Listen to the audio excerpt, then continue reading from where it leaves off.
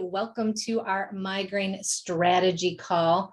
I have a bunch of special guests with me today. I love not being by myself on a Tuesday. This is wonderful. I have Erin here. I know all of you know Erin.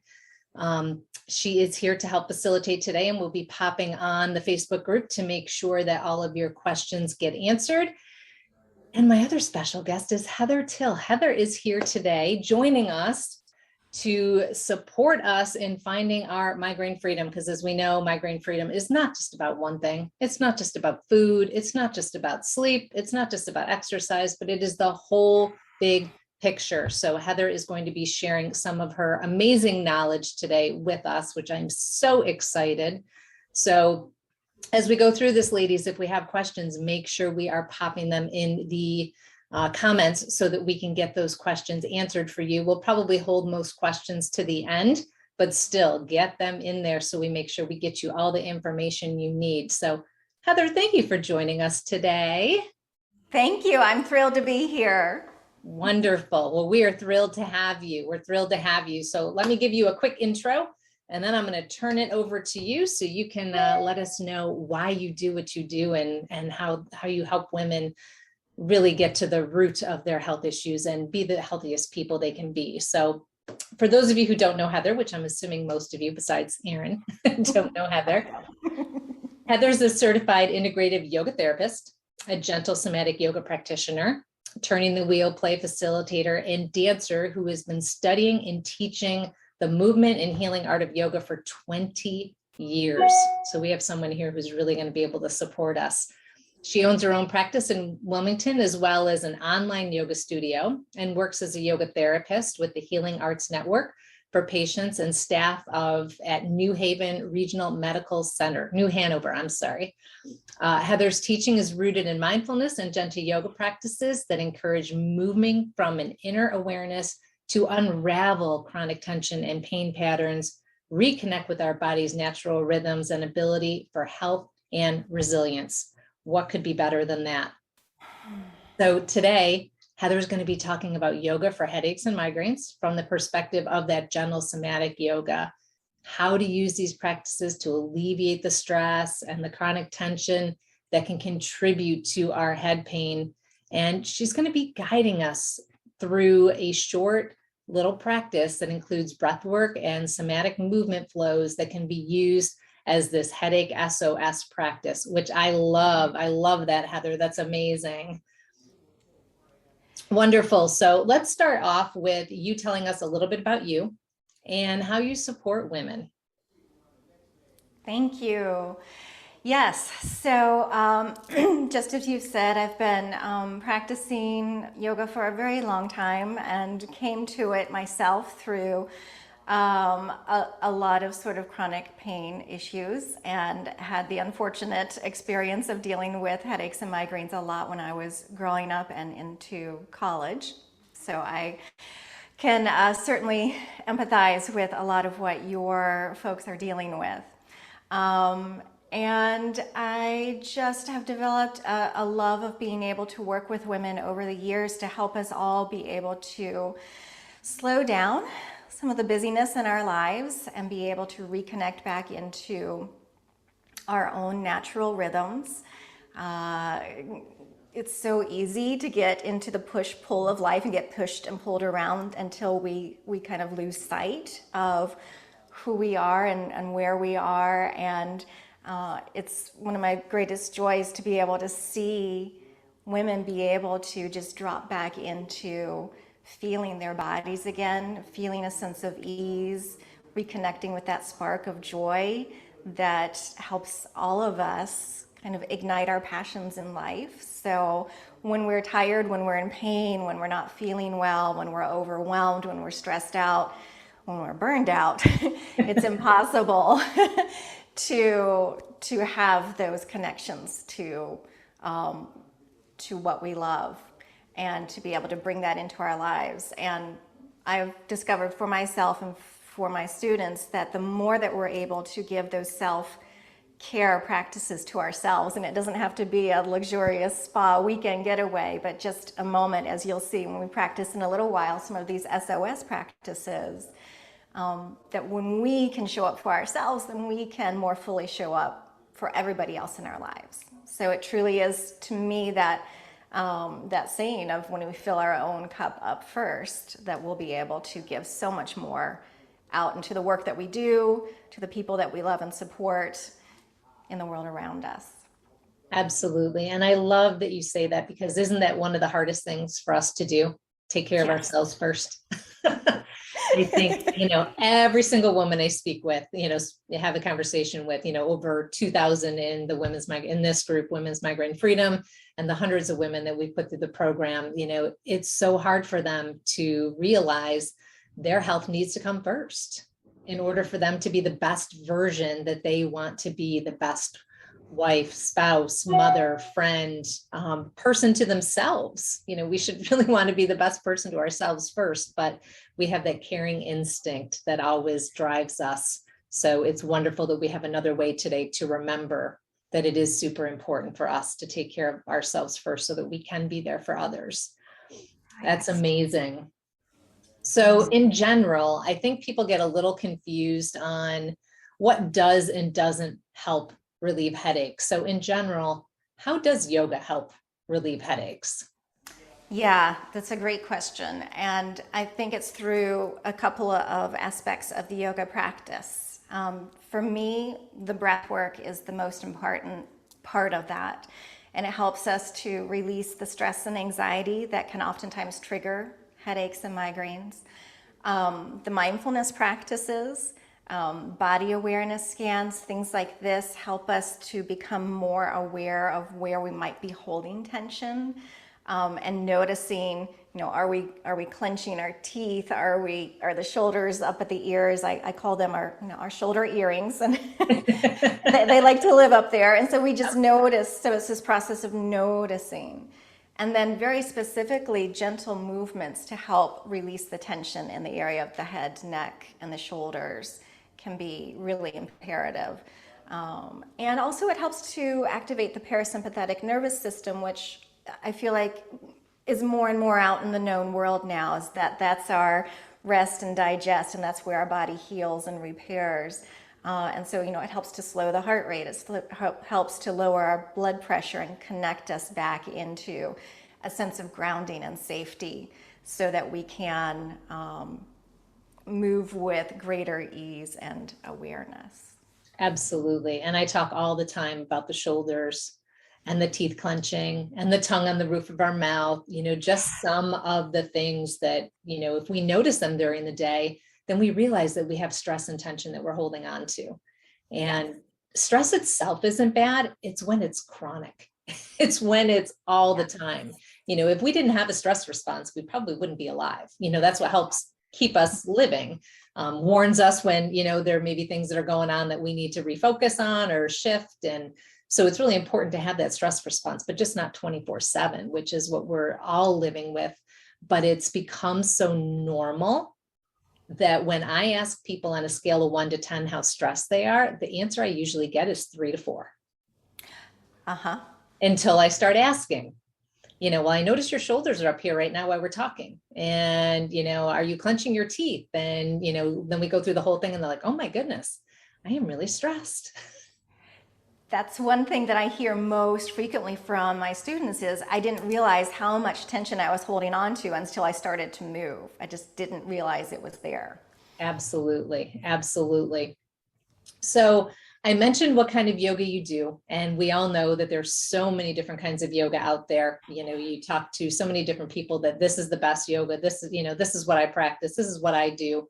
So what kind of yoga do you practice, and how is it different from other traditional yogas that are out there? Yeah, and it's so true. It can be so confusing for somebody just starting out in the world to figure out where to begin. So for me, I found my way into the world of therapeutic yoga, gentle somatic yoga, and restorative yoga. To me, for my body, those are the most healing practices, and they're the ones that I truly enjoy teaching, and that I see at least the students that come to me get the most benefit from. They are very slow yoga practices, so it's not like going to a power yoga class or some of the more athletic classes out there. They are ones that are going to really teach you how to be in your body a little bit more, to embody the breath work, to embody the internal felt sensations, which is one of the highlights of the gentle somatic yoga, is that it teaches us how to gain more awareness from the inside out, sort of shining that spotlight from the inside out. So gentle somatic yoga, just to tell you a little bit more about that, people are usually like, I've never heard of that before. It's kind of a newbie on the therapeutic yoga scene. And it's a combination of traditional hatha yoga, Thomas Hanna somatic movement education, breath work, and healing visualization. And we take all of these different pieces, combine them together to create what are called somatic movement flows. That's really, it's like a re-education system for the body. It reteaches the brain how to connect to the muscles in a healthy way again. So just like you were saying, how, we don't realize sometimes that the shoulders are for the ears, or that the teeth are clenching. And through these practices, we start to take the muscles into sometimes a deeper contraction and then a slow release of that tension, so that they can literally remember what relaxation feels like. And it's a process called pandiculation, and it's a beautiful experience that I hope to take you through here in a moment, of consciously bringing attention to, let's just say, a tight neck muscle, bringing that muscle into a deeper contraction, paying attention as you slowly, slowly, slowly release it, and then feel the full relaxation. And so it starts to reset the muscle length, as opposed to just stretching, which can sometimes create what's called a stretch reflex, where the muscles don't stay in that elongated position. They'll just be like a rubber band and sort of snap back, because they haven't figured out how to maintain that relaxation response. Absolutely. Oh, I love that. I love that. And I am someone who does practice yoga. I do hot yoga, and I find that I always tend to gravitate towards a fast moving vinyasa class. I should say I used to. I used to always gravitate towards that because I felt that that was going to give me the most bang for my buck. I was going to go in, I was going to do 90 minutes. I was going to burn the most calories. I was going to get the most out of it. And then all of a sudden I started noticing that I was injuring myself. I wasn't enjoying yoga. I wasn't getting as much out of it. I was leaving with my teeth clenched instead of leaving relaxed. And fortunately, my instructor noticed that, and he's like, you do realize that we have these foundational classes, these restorative classes. And he goes, I checked your chart. You haven't taken one in 6 months. So it was a little eye opener for me that there are many different ways to practice yoga. And I think it's important that we try different modalities out, and that we use them in conjunction with each other. There may be a day where you really want to go hardcore and you want to do something that's going to get your blood pumping, and you really, need that workout. But then there's other days, as you're saying, where we need to really focus on each body part and that release, and really working on our breath work. And when we do that, it's going to help us do the other yoga better. I was just going to say that. It can be so hard to slow down, but that's what I try to tell people, is if you give yourself that opportunity to really come inside of the movement, you're going to get so much more out of your other practices. Absolutely. And as you can see, I did try to put a nice shirt on for you today, but underneath I have my yoga gear. I'm ready to go. We're fitting it all in today, ladies. We're getting this call in, we're getting a coaching call, and we are getting yoga in later. But it is a foundationals class today. It is a foundationals class. So we are going to be focusing on, really slowing it down today, because, we all need that. So wonderful, wonderful. So how can we actually use these, to reduce that neck tension without triggering that migraine? Because I have so many women in this group that they are so worried about their neck. They don't go to massage therapists. They're afraid to do physical therapy. They're afraid to do yoga because if they bend over, they have neck pain, or they do anything, they have pain. So is this something they're going to be able to do? Absolutely. Absolutely. And I strongly encourage in this practice and in all of my practices to move with that level of slowness and awareness so that you are never pushing through pain or strain. And that can be a challenging thing to learn when we're used to going, or used to being more protective and rigid and having that fear of hurting ourselves. So small movements are good, less is more, and they will help to gradually start to relax those tighter areas so that you begin to feel more of a sense of safety in your body and ability, confidence in, okay, I can do this movement without hurting myself. So it can be a slow practice that builds and builds that confidence. I'm a big proponent of self-massage, and we'll do a little piece of this today too, even just, resting hands on your body and just feeling the warmth of your hands and noticing what's underneath them, feeling the tension, and can you take a conscious breath to relax that tension? Releasing, unlocking the jaw, letting the shoulders drop a little. And that can be a first step in how can I move without hurting myself. It's just starting with that awareness piece and that breath piece.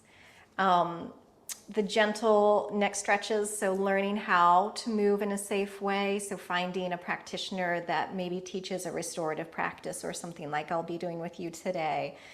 With restorative yoga, your body is supported over props, cushions, bolsters, blankets, things like that, so that it puts your body in a very safe, protected position that you can begin to relax over. So again, it's training the body, training the mind, the nervous system to be able to unwind from the deeper held tensions. And again, I'm going to come back to the breath on that. It is, to me, the most important part of the practice, beginning there and then moving forward.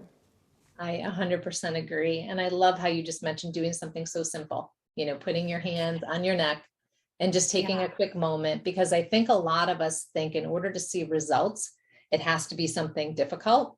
Right. It takes a lot of time, that you have to repeat, 4 times a day or, whatever it is to see these massive results. And we don't.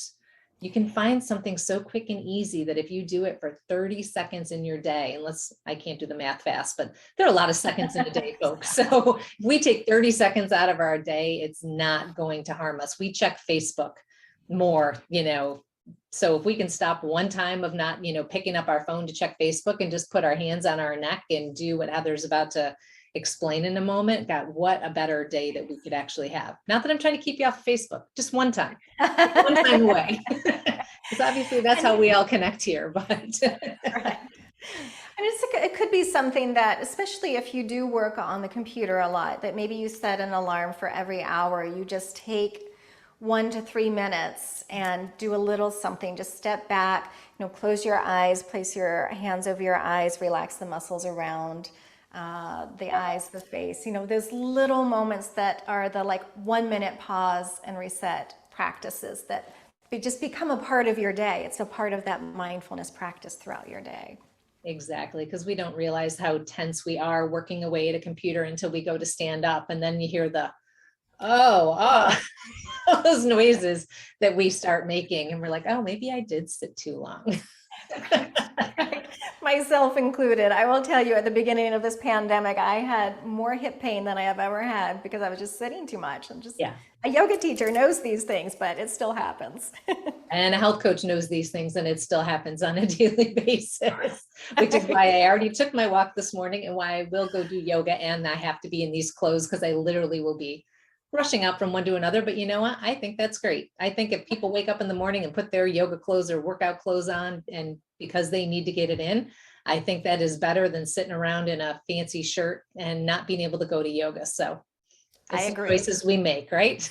Yes. And it sets up that moment for success so that you will be sure to do something. Yeah, because I'm not going to be changing out of these clothes and putting pajamas on, because that will bother me. Right. Because I know that I'm ready, so I will be going. Right. Well, speaking of yoga, shall we get into some movements and then we can go on? And if we have any questions or any tips after that, we can get into that at the end, so we have enough time. Sounds wonderful. Great. Wonderful. All right. Well, this can be done. I'm just sitting in a chair, and I'm going to scoot back a little bit so that you can see. And so that you could do this sitting in your chair or on a cushion on the floor if you prefer. And you just want to be in a place where you can sit up tall and easy. And for me, I'm just feeling my feet on the floor, but if you're sitting on the floor, just notice what's meeting support beneath you. So your feet, your hips. And we're going to begin with one of these instant pause and reset practices. So it's 3 breaths. So this is one that you could integrate throughout your day as often as you like.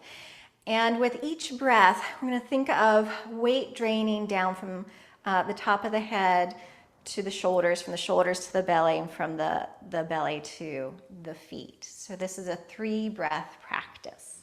So you're welcome to close your eyes if you like. Maybe we just take one cleansing breath in through our nose and out with a soft sigh.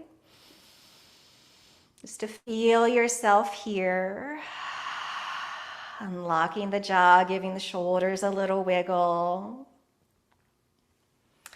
And on your next exhalation, feel your weight, any excess mental energy, thoughts, all just draining down from the top of your head to your shoulders, softening your face, your neck, the shoulders themselves. And on your next breath, feel your weight, any stress, tension draining down from the shoulders to your belly, relaxing your back, your belly muscles. And on your next breath, feel your weight draining down from your hips, down through your legs, your feet, all the way into the ground beneath you.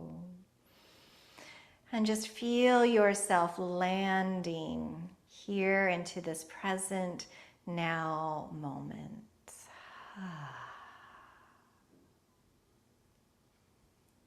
And then if you wish, blinking your eyes open, or you could keep them closed.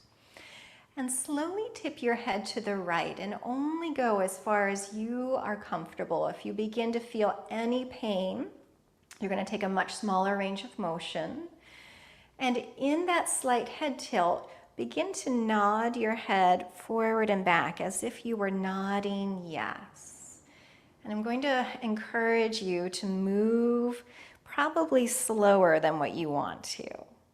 And I find it helpful sometimes to give ourselves a mental permission slip that for these next few moments, we can begin to slow down, tune in, and just simply begin to notice what you're feeling here through the left side of your neck. Maybe we turn the chin a little bit more towards the shoulder to change the angle. And then pausing where you are along the way. Let's take another cleansing breath in through the nose, out with a soft sigh, relaxing the shoulders. Good. And then taking your right hand up to the left side of your neck, just begin to massage around, little squeezes. Noticing, is anything feeling grippy, tight, tender?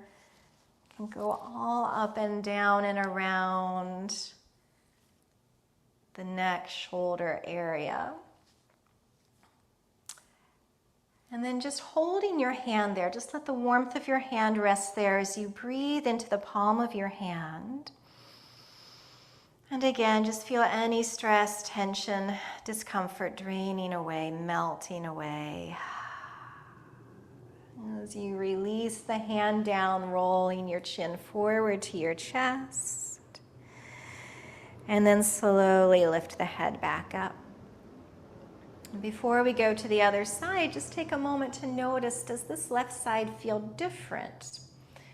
For me, the descriptive word that always comes to mind is that it feels a little fluffier. So it just feels more open. I can feel some warmth and tingling of blood flow coming into the muscles. And just acknowledging that that is also a sensation. So we oftentimes go to what hurts, what's painful, what doesn't feel good. But we can begin to also turn attention to, that feels more open, lighter, spacious. So let's get ourselves balanced out here. So dropping the head to the left, ear to shoulder. Again, moving slowly, mindfully to just be curious about what you're feeling through this right side. And let's begin to find that nodding yes movement.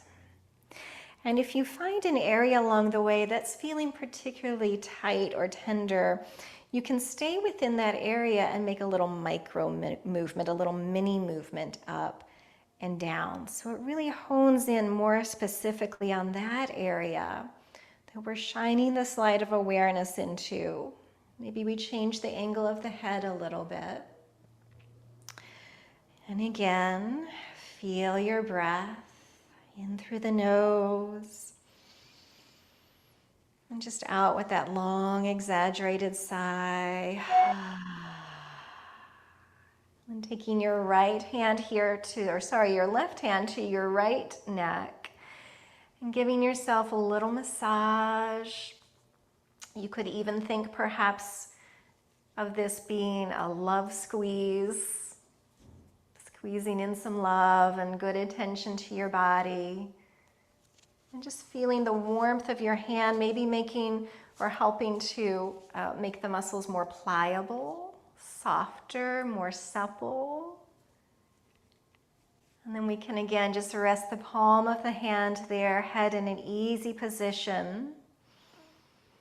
And imagine your breath as it flows into the palm of your hand. And as you exhale, feel the warmth and relaxation of your hand flowing down through the neck, down through your body. Sliding the hand away and rolling the chin forward to your chest. And coming gently back upright again. Rolling through your shoulders now. Just feeling maybe a little bit of an exaggerated circle so that we can feel the shoulder blades move forward, then up, then gently squeeze back and down. So begin to get more breath and blood flow into the upper back and chest muscles, which helps to free up everything above it. We're going to take one more circle. And letting the shoulders drop down now. Have a little bit of a wiggle all the way back down. Think wiggling down through your spine, down through your hips. Feeling equal weight onto both sitting bones, both hips.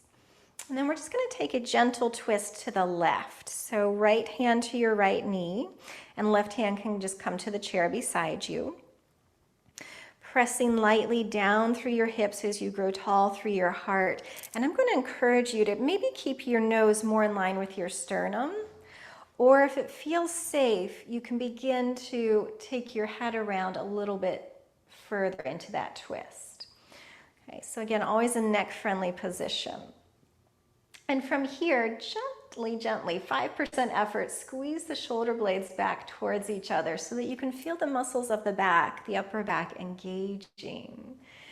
And then gently unwind out of your twist, letting the head, the shoulders drop a little forward, feeling almost as if you could come into a C curve of your spine. So gathering the belly in towards the back and just releasing all of that effort through the back body. And we're going to continue to flow through our twist as we press down through our hips, lifting around to the left, gently drawing the left shoulder blade back, and then unwinding, head and shoulders release forward.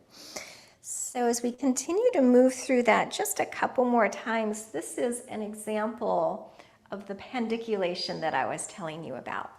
So each time that we come up into the twist, we're consciously engaging the muscles of the back, that gentle squeeze of the shoulder blades back. And each time we unwind, we're consciously disengaging those muscles, letting them relax. So let's just come up one more time into our twist. We're going to pause there, take one full breath. And again, just notice where you can soften some of your efforting. And then just your head is going to turn towards the right. Now it might be just a half an inch, or all the way over your shoulder. So remember, less is more. Paying attention to your body as you sweep your head back towards the left, stretching your eyes towards the left, and then head towards the right, eyes towards the right. And again, this can be very small or a slightly bigger range of motion. Let's just do that one more time. Listening to what your body is telling you. What are your body's messages? If you're feeling any pain or strain, please go smaller. And as we look back, pause. Releasing to unwind through center. Just take one full breath there. Again, pause to notice any difference between the left and right sides of your body, your back, your neck, your jaw, your shoulders. And then we're going to twist to our right, so balancing ourselves out here. So left hand finds your right leg, your right hand can be just beside you. Pressing lightly down through your seat as you grow tall, and gazing again just in line with your sternum or over your right shoulder. Feel a tiny, tiny little squeeze of the shoulder blades back, and then begin to unwind. Head comes forward, chin slightly dips, that back shoulder releases forward. And pressing up and around as though you're creating a little spiral, wrapping around to the right, and gently unwind. So again, as you continue a few more times on your own, feel your body lengthening, rotating. Just sort of notice, what's initiating that movement? And then unwinding, rounding slightly through the back. Feeling the muscles of your back engaging as you lift into your twist, and disengaging as you unwind. We're going to come into our twist one more time.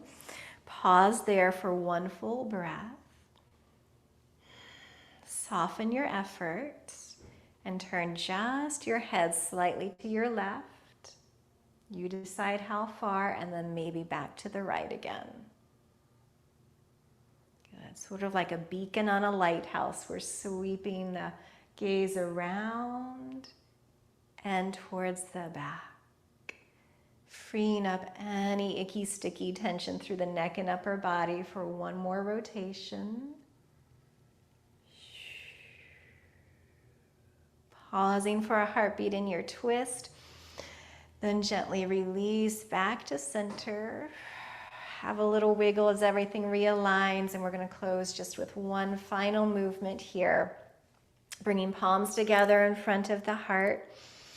And then turn your palms out so that your thumbs and index fingers connect.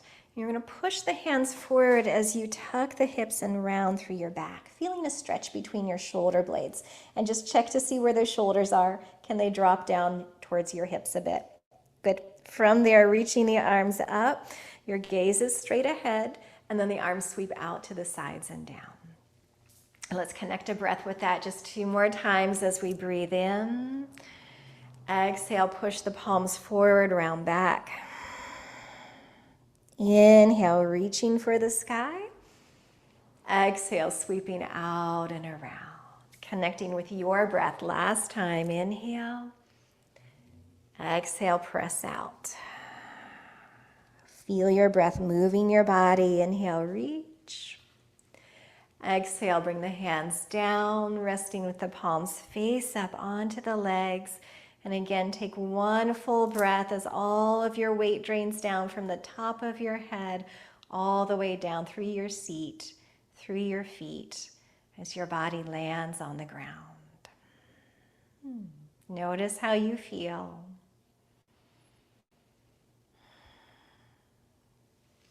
Beautiful practice, everybody. Thank you, Heather. That was wonderful. I don't know about everyone else, but I could just go take a little nap now instead of doing my coaching call at 1. That felt wonderful.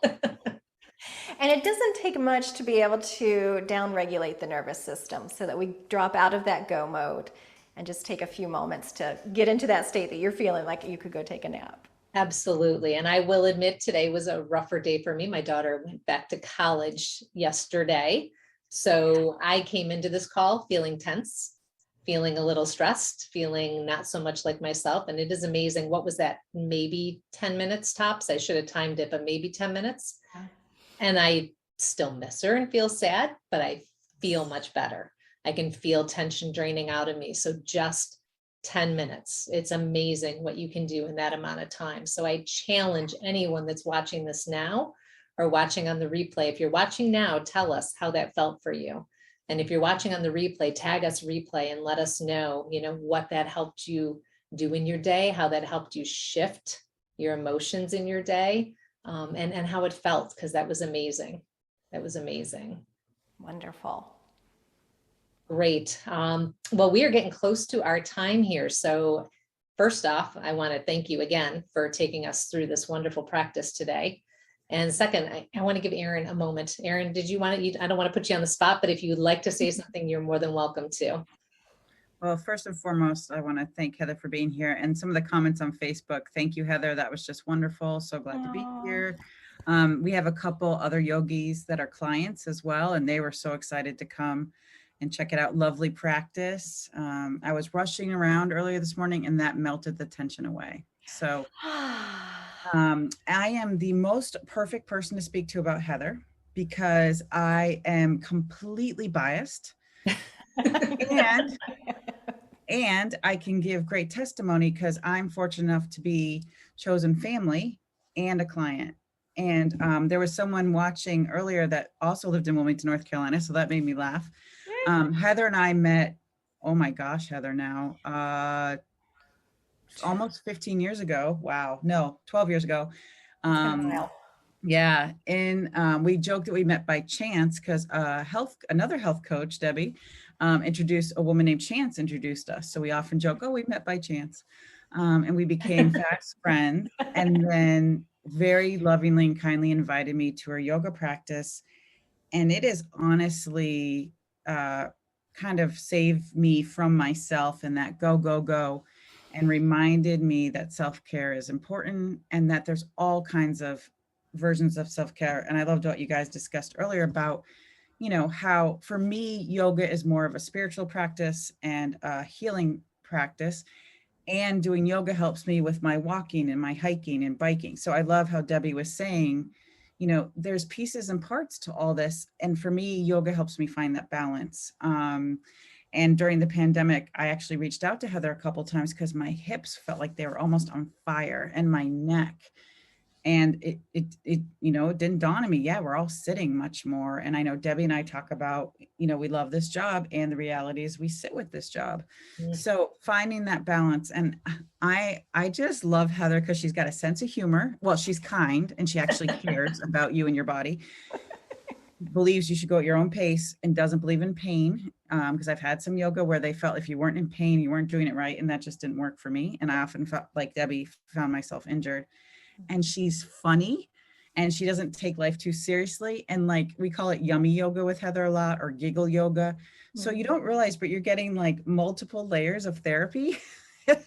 You're getting so important. Love and kindness and stretch and healing. And, so anyway, I often, when I do an hour class with Heather and I'm still her client online, I'm so grateful she's online because I feel like I still get Heather. Afterwards, sometimes I have to be a little careful when I do yummy yoga with Heather because I'm like, I do it a lot before bed because I'm just done. Like, it's so awesome. But if you want me to be like, I've actually had a couple meetings with Debbie and she's like, are you okay? I just did yoga with Heather. She's like, oh, okay. Well, that's good for you, but not for our productivity. Yeah.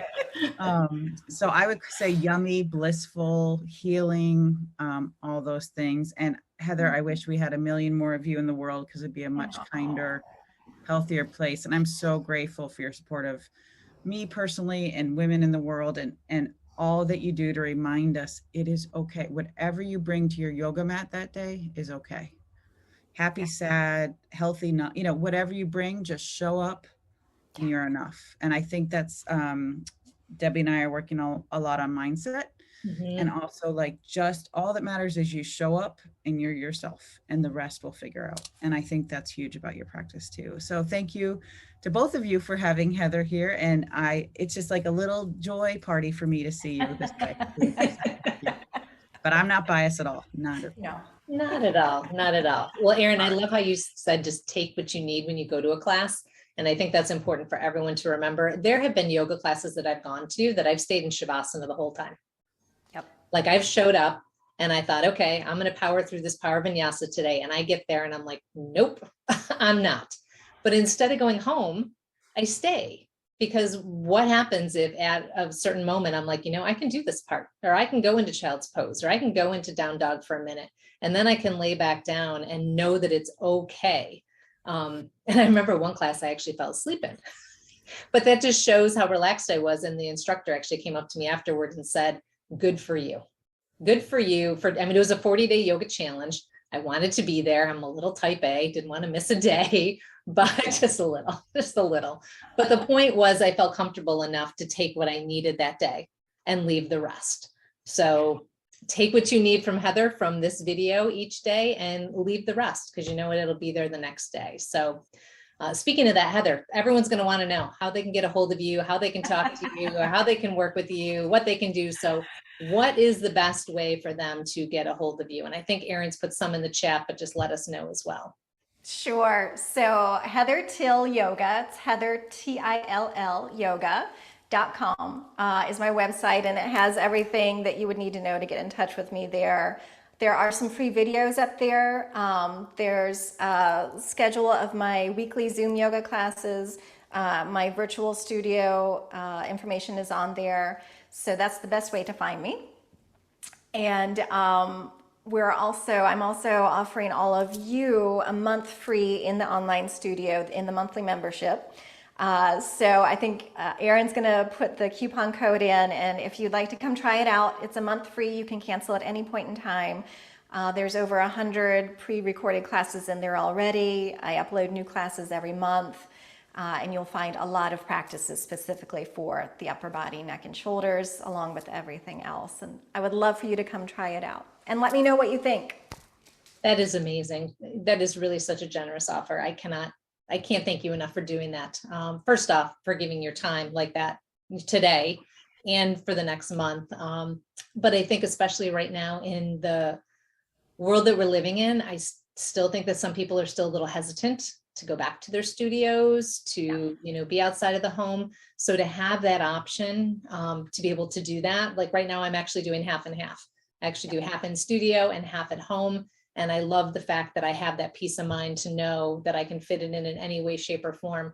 Plus, we on Zoom, it's so amazing that we can meet so many people that don't live where we live. So we get the chance to be able to benefit from someone who may live thousands of miles away from us, someone who resonates with you. So I think that's absolutely amazing. And thank you so much for doing that. My pleasure. Thank you all. I really appreciate the opportunity to come and just share a little bit of this with you. Absolutely. Well, we've got to close it up really quick, but any last words of wisdom, any last thing you want to say to these women, Heather, today before we let you go? You can do this. You can do this. Just have faith in yourself. Give yourself permission to do what you need to do to take care of yourself, and know that there is always, always, always a light at the end of the pain tunnel. I love it. There's always hope. Absolutely. Because guess what, ladies? Migraines, chronic pain, anything like that, it's not a life sentence. It is your body's way of saying to you, wake up. There's something going wrong. I'm trying to tell you before it gets worse. So please listen to me.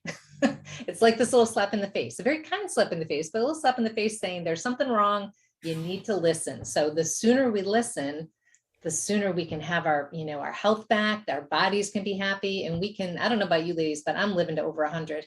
I'm going to be super healthy. I'm going to be one of those people 100 years old on the beach, doing my yoga with my dog, with my grandkids. That is going to be me. So those of you who want to join me, make sure that you take advantage of Heather's generous offer so that you can start your yoga practice now. Okay, next week, just for those of you watching, just so you know, next week on the 14th at I'm not sure the exact time, so I'm not going to state it right now because I think this might be one that we're switching the time for. But we are going to have somebody on next week, Kelly, who is going to be chatting with us about food again. We had Alicia on last week who gave us some food hacks. Well, Kelly is actually a chef, and she's going to come on and talk a little bit more in depth about how food plays a part in migraines, what we can do to shift our meals, and how we can actually come to terms with enjoying food and liking food and having a good relationship with food, because I think so many women who suffer with migraines really do not have a good relationship with their food anymore. They are afraid to eat. They don't like being deprived, that feeling of being deprived. So it's kind of an all or nothing thing. So Kelly is going to join us next week to give us some great tips on that and be able to help us move forward with a great attitude. Because let's face it, we should love food. We should love what we eat. We should enjoy it. It should be a wonderful process of enjoying time with family and friends, even if it has to be over Zoom, folks. It doesn't matter how you do it. You know, if you're in a room with someone having a meal, I plan on doing it a few times with my daughter, and you know, while she's away at school. Silly as it is, she's only 12 minutes away, but I won't see her. It'll be like she's 1,000 miles away. So, but please join us next week for that. And again, Heather, thank you so much. We really appreciate it. And everyone have an amazing day. Here's to your migraine-free day, and we'll see you in the group. Thanks, ladies.